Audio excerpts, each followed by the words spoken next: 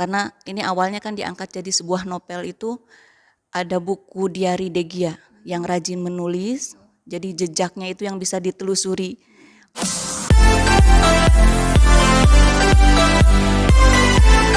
Assalamualaikum warahmatullahi wabarakatuh. Bertemu lagi dengan saya, pemburu guru-guru kreatif ya. Dan saya sekarang berada di MTS Al-Fadliliyah Darussalam dengan Ibu Uus. Kebetulan kemarin di MTS Darussalam itu baru launching film ya Bu ya, dengan judul Gia The Little Angel ya. Kita akan berbincang-bincang bagaimana sih dan sejarah awalnya pembuatan film ini gitu loh. Langsung aja kita berbincang-bincang dengan Ibu Uus. Bismillahirrahmanirrahim. Assalamualaikum warahmatullahi wabarakatuh.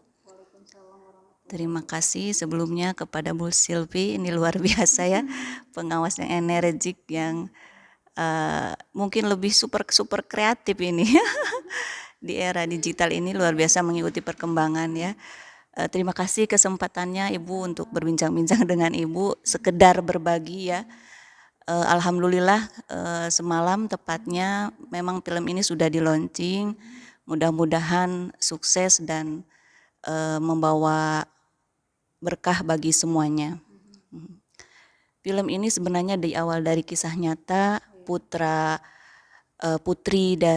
keempat dari Ang Icep, Bapak Kepala Sekolah kami, dengan Ibu Una, namanya Regani ya, Degia, dikenal dengan Degia. Ini di usia 10 tahun sudah meninggalkan kita semua. Sangat tragis, tapi memang luar biasa.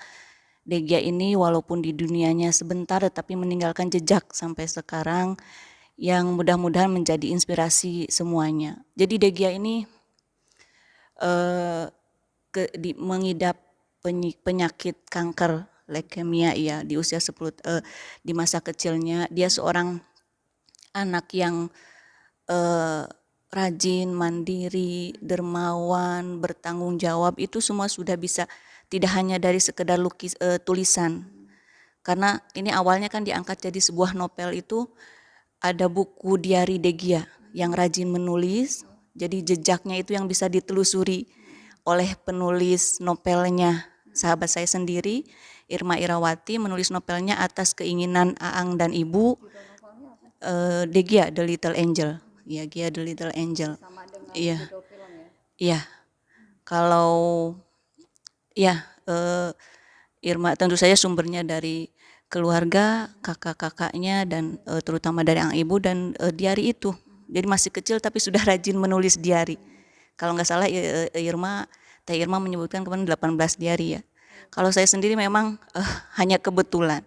Sebenarnya bukan tidak mengenal Degia, tapi kan memang selintas saja, tidak begitu bukan tidak begitu kenal juga, karena memang ya seperlunya ketemu gitu ya. Karena kebetulan Gia juga walaupun anak seorang pimpinan pesantren, tapi dia profil mau bermain dengan siapa saja. Salah satunya anak saya itu dulu kan masih kecil ketika Gia masih ada ya, suka sering main ke salah satu putra guru di sini yang Degia juga sering main di situ.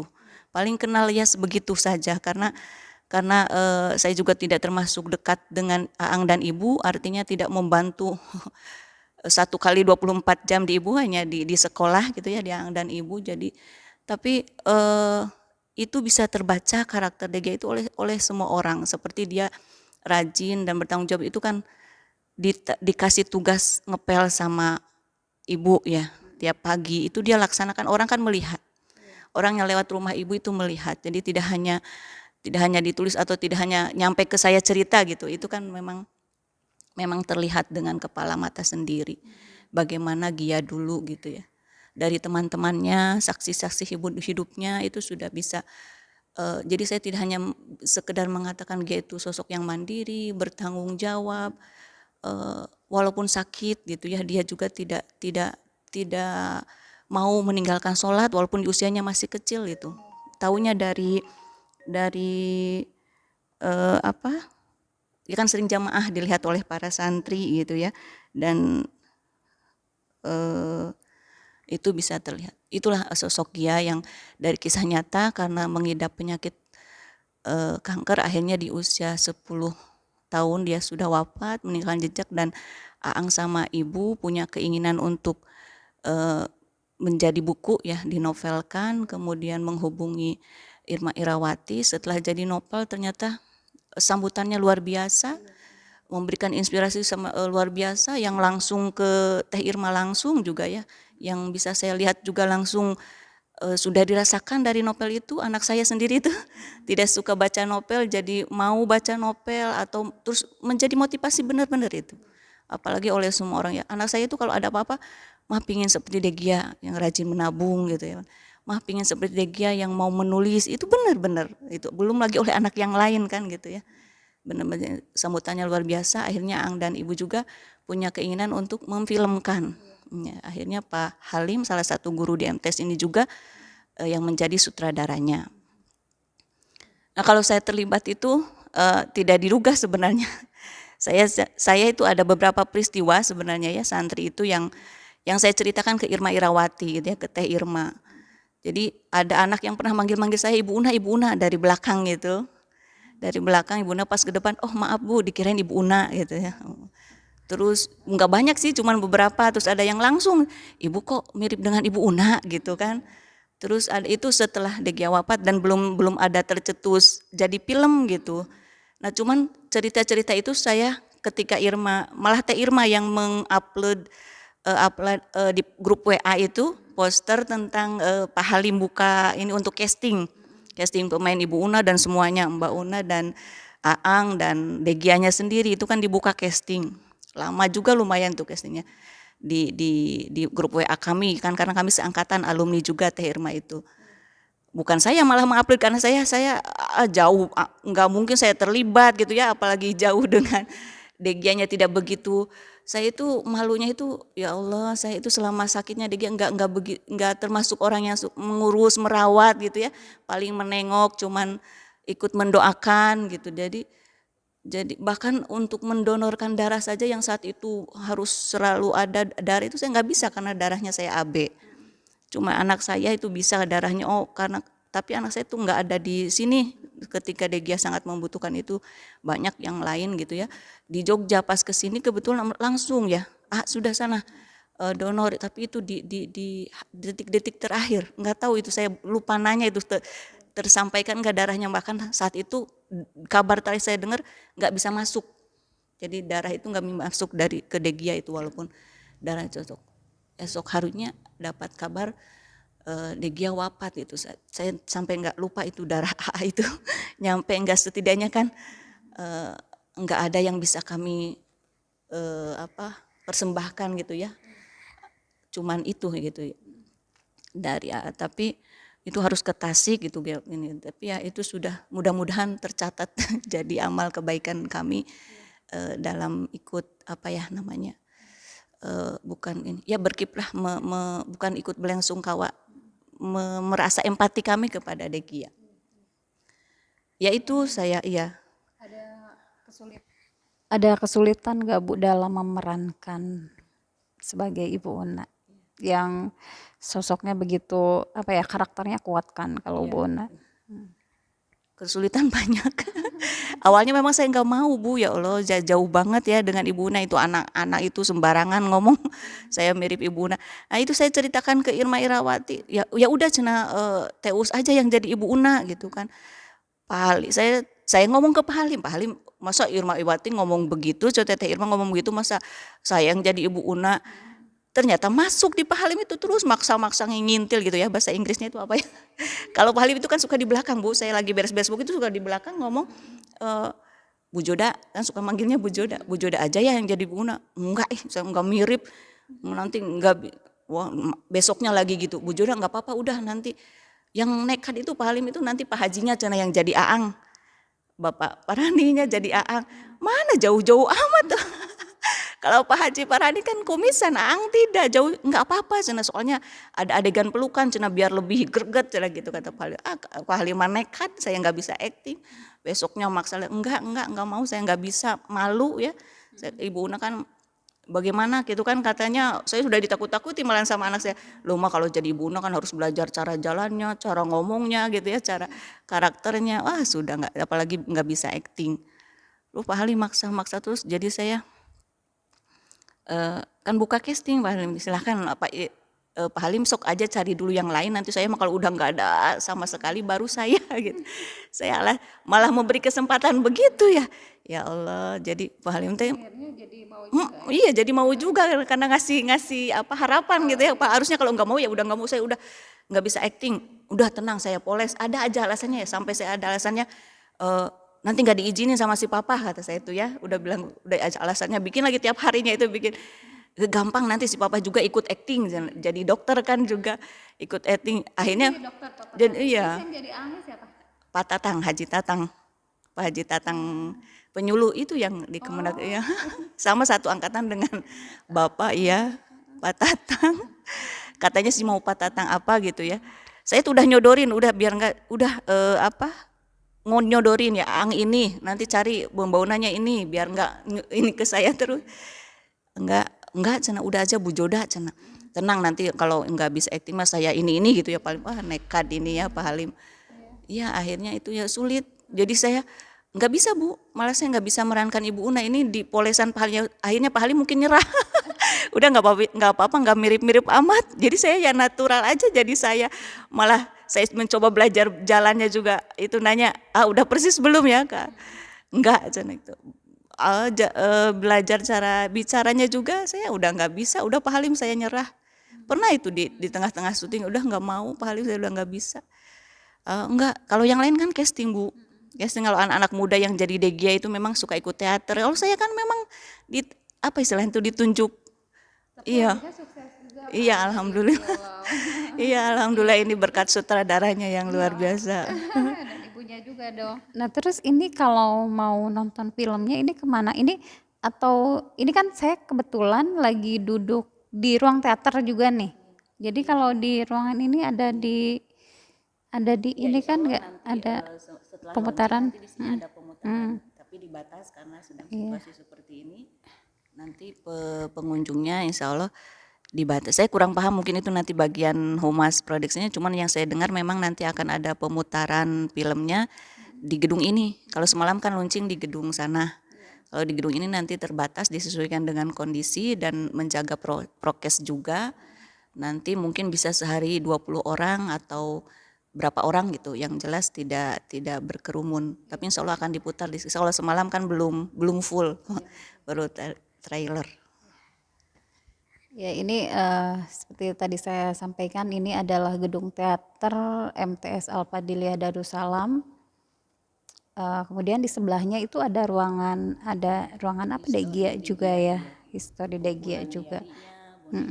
Barang-barang Degia. Kalau Ibu ngajar apa ya Bu di Fikih ya? Ngajar Fikih.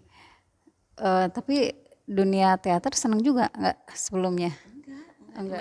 Yang mengalir aja, malah yang ini suami saya yang Pak Parhani itu justru dulu teaternya ini jago banget, bahkan banyak tulah menghasilkan karya ya panggung hanya sekedar sholawatan itu justru Bapak yang pinter, dia sebenarnya bisa juga ini puisi. Kalau saya mengalir aja nggak bisa apa-apa Bu, saya mau pugu apa ya, malu juga ini main di sini ya.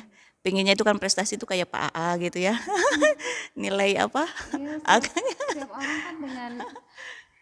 Setiap orang kan dengan potensi masing-masing, nggak bisa harus begini semua, harus gini semua, enggak kan. Setiap orang, setiap siswa, guru itu mempunyai potensi masing-masing. Itulah uniknya manusia kan. Bu, tadi kan kata Ibu awalnya Ibu nggak mau, kemudian akhirnya kan jadi mau dan bahkan sukses nih. Ada tips nggak untuk rekan-rekan guru ya di luar sana yang pernah merasakan seperti Ibu gitu, awalnya dapat tantangan, terus akhirnya jadi akhirnya jadi bisa dan terbiasa gitu. Ada inspirasi nggak? Ya kalau saya itu memang saat itu memang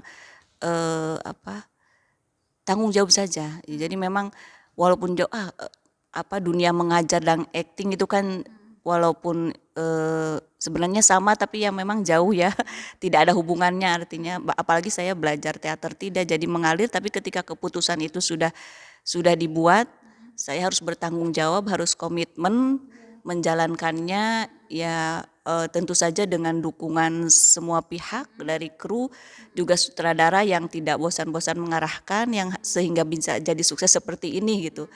Artinya ya pesannya ya kalau sudah menentukan keputusan artinya apakah itu jadi guru atau memang sudah mau berperan memegang satu pekerjaan ya harus bertanggung jawab, dijalani dengan sebaik-baiknya gitu apapun hasilnya. Tapi insya Allah kalaupun prosesnya kita jalani dengan benar-benar, insya Allah hasilnya sukses gitu ya. Ibu sangat inspiratif sekali apa yang disampaikan oleh Ibu. Saya menggarisbawahi bahwa kalau kita menerima amanah dan kita menerimanya gitu, kita harus melaksanakan amanah itu dengan sebaik-baiknya. Adapun jika kita mengalami kesulitan, kalau kita belajar dengan sungguh-sungguh, melakukan dengan sungguh-sungguh, insya Allah itu akan teratasi, begitu ya Bu ya. Iya. Selanjutnya tentang film, boleh disampaikan Bu pesan moral apa saja yang didapatkan dari film tersebut? Ya, terima kasih. Banyak sekali pesan moralnya dari mulai novelnya juga itu sudah menginspirasi semua orang, apalagi filmnya. Yang ingin disampaikan dalam film ini menurut saya ya banyak sekali pesan moralnya, memberikan inspirasi kepada anak-anak tentunya, bagaimana sejak kecil sudah belajar mandiri, belajar bertanggung jawab, dermawan, rajin menabung, itu sudah ditanamkan sebagaimana Gia yang sudah diajarkan oleh kedua orang tuanya. Itu mudah-mudahan menginspirasi anak-anak semua. Bahkan bukan hanya anak-anak, jadi dari segi Degia menghadapi penyakitnya, leukemia itu, jadi justru kalau dari ceritanya itu justru bukan Gianya yang ini. Gianya justru mampu menghadapi, mampu sabar, mampu menjalani penyakitnya itu, justru orang-orang sekitarnya yang sedih, bahkan yang mungkin saja hampir putus asa kalau tidak Gia yang memotivasi. Itu luar biasa, nyatanya ada yang sampai ke kami kabar bahwa ada seorang guru yang juga sama mengidap kanker. Ketika setelah membaca novel ini dia sangat termotivasi sekali oleh Gia, bahwa Gia aja hanya seorang anak kecil saja mampu menghadapi penyakit ini, apalagi saya yang sudah tua, apalagi seorang guru, jadi harus sabar dan lain sebagainya menghadapi penyakit yang diidapnya itu. Banyak sekali Bu, apalagi Gia itu kan cita-citanya jadi guru seperti mamahnya katanya, seperti mamahnya. Tapi sebelum cita-citanya terwujud, dia sudah banyak mengajarkan ke kami. Walaupun Gia ini sudah tidak ada, banyak ajaran yang disampaikan ke kami itu banyak sekali laporannya, dari ucapan atau tulisan yang memang secara nyata-nyata terinspirasi oleh Gia. Jadi kalau Pak Halim bilang ya secara tidak langsung, walaupun cita-cita nyatanya jadi guru belum terlaksana, tapi dia sudah menjadi guru sejati dengan adanya cerita yang dia tinggalkan jejaknya di buku-buku diarinya. Dan mudah-mudahan kami berharap dari kami ya khususnya ini, mudah-mudahan film ini membawa inspirasi semua, membawa berkah bagi semua, membawa hikmah bagi semuanya dari cerita ini.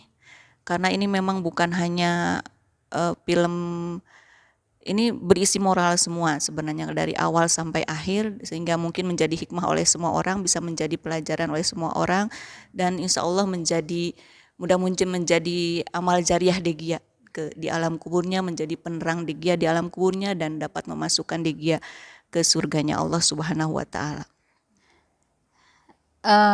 Luar biasa Ibu inspirasinya dari filmnya yang tentunya membawa pesan moral, dan juga novelnya serta para pemainnya gitu, termasuk ibu yang tadinya eh, tidak apa ya, tidak mau, akhirnya berusaha untuk menjadi bisa, karena tadi pesan moral dari ibu ya, pesan dari ibu, apa, inspirasi dari ibu bahwa kalau udah menerima amanah memang harus kita mau berusaha sampai akhirnya dengan belajar dan akhirnya menjadi bisa. Eh, Tentunya ini akan sangat bermanfaat untuk siapapun yang melihat tayangan ini, dan mudah-mudahan ini menjadi inspirasi untuk rekan-rekan guru yang lainnya untuk berkreativitas dan melakukan atau mengeluarkan inovasi-inovasi yang lainnya. Terima kasih atas perhatiannya. Assalamualaikum warahmatullahi wabarakatuh.